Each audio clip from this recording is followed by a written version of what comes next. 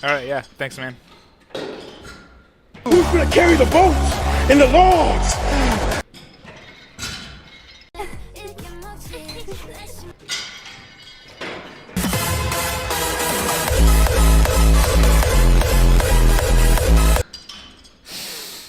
God, it's good to be back. Hello, everyone. I'm Jayton. Welcome. And the year is 2026. Yeah, I know. I can't believe we're still around for a whole nother year.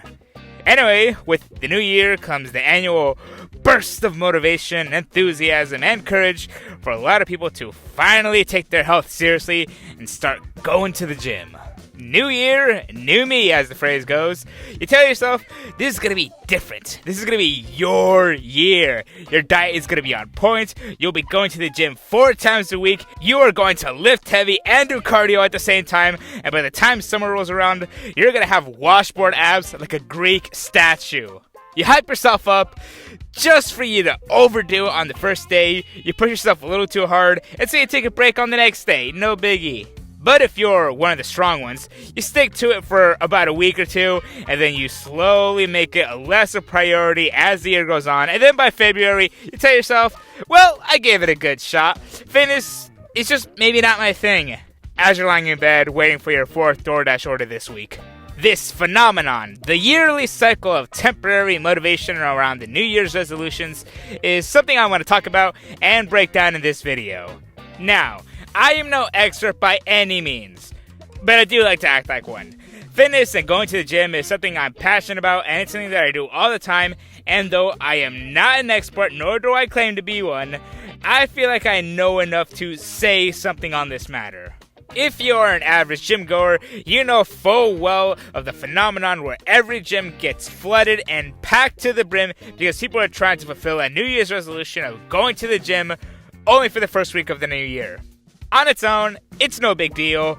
Like, seriously, who cares? It's just the yearly trend. I mean, it just seems harmless. What's the big deal? Well, that's the thing.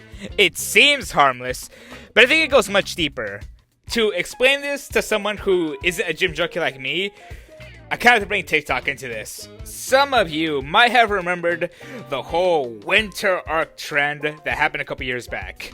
It was a trend on TikTok for where men primarily chose during the winter months to go through a whole training arc of self-improvement.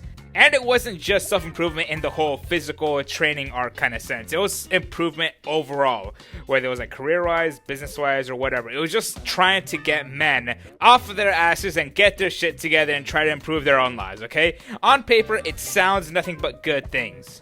But in practice, like Thanos once said, reality is often disappointing. When trends like these have a huge social media backing, it is a double-edged sword. On one hand, it makes you feel like you are following a trend and part of a community that is all focused on this one thing, self-improvement. It sounds great. While on the other hand, it creates FOMO.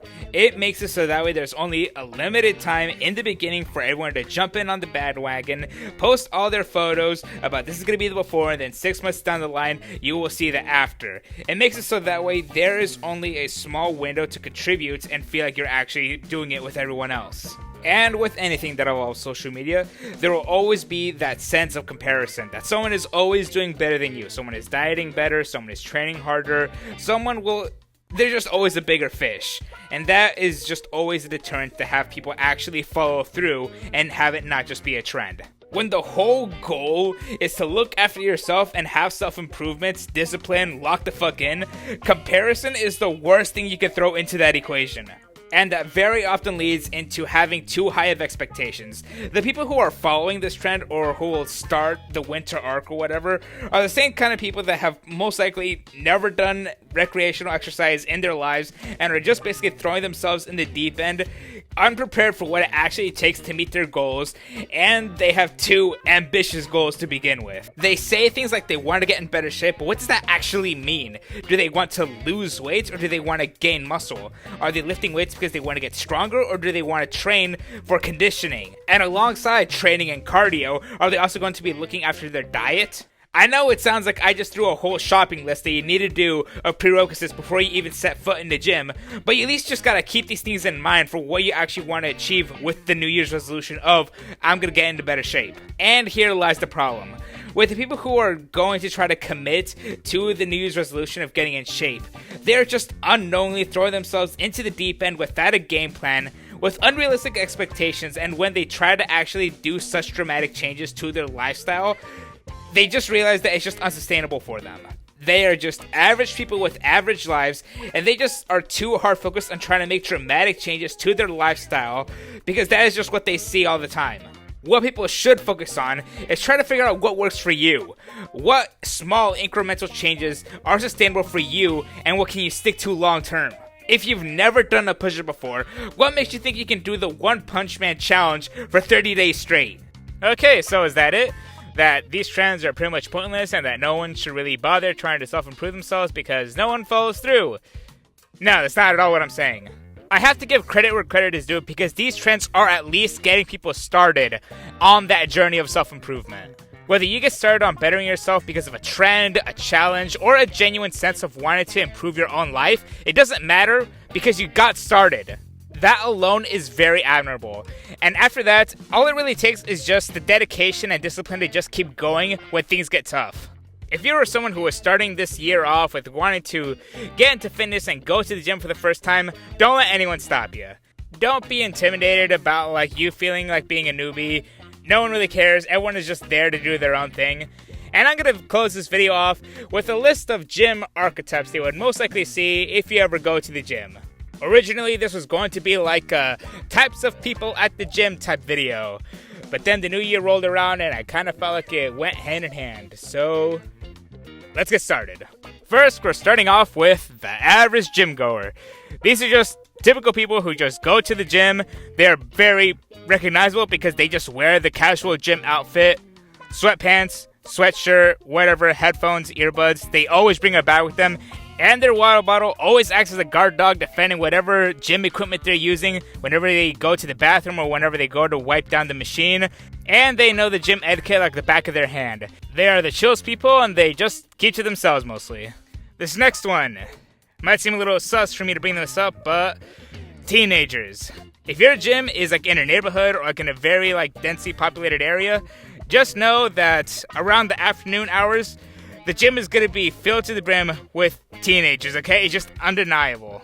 They always come in groups of 3 or 4, and sometimes they're a little rowdy, trying to ego lift. Their form is off because they probably got into the gym less than a month ago. So if you ever notice them in your gym, just ignore them and do whatever it is you're doing. Next up are the bicep bros. These are the guys that only go to the gym to do upper body. Every day is chest day. They only work out biceps, triceps, shoulders, just the upper body. They have never even heard of a squat rack before. And they will sooner die than start doing cardio. Next up are the leg day ladies. This is the exact opposite of the previous one. These are ladies that only go to the gym to hip thrust 300 pounds on the Smith machine. They will do every single variation of a squat, and they will go to crazy volume because they're trying to build a cake that will rival Chun-Li. Now this next one. I'm trying very hard not to be judgmental on these guys because these are people who only go to the gym to use the treadmill for 30 minutes. On one hand, yeah, you're doing good. You're being active. But you're only going to the gym to use the cardio machines? That's it?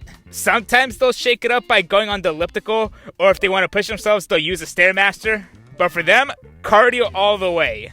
Now next up, alongside seeing some of the younger folks, you're also going to be seeing a lot of the older folks. And these are the people who will be using the, let's say, odd machines in the gym. You'll see them and then you'll be wondering, what exactly are they targeting? Or they'll be using the cable machines with a crazy technique you've never seen before. And then finally, you'll see the guy who's absolutely yoked. The kind of guy that he lives, breathes, eats, shits the gym. The kind of gym goer that you aspire to be. But also whose natty status is probably questionable. Regardless, you're going to try and get as close to that as you can. Well, that's all I have for you today. Thanks for watching. I've been J-Town. Comment below if getting into shape is one of your New Year's resolutions. Like the video if you liked it. And as always, I'll see you guys next time.